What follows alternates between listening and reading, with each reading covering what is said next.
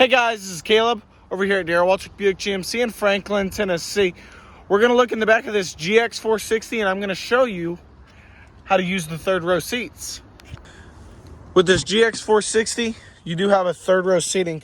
So what you're going to want to do is grab this bar, pull the seat all the way forward, and pull that lever to make it go out of your way. So you got your floor mats. We're going to move those so we can comfortably access it.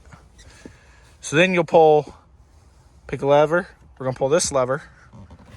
You pull it forward. Here's the tricky part that I ran into. Of course, you lift the headrest, and then what's cool is under here, you'll grab and pull. Now you can sit in the seat.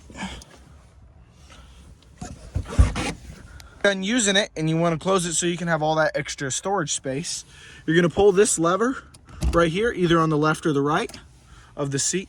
It folds all the way down, and then come to the back here, pull this lever, and you can fold it down either with the headrest up, or if you want the headrest down, what you're gonna do is pull this lever right here.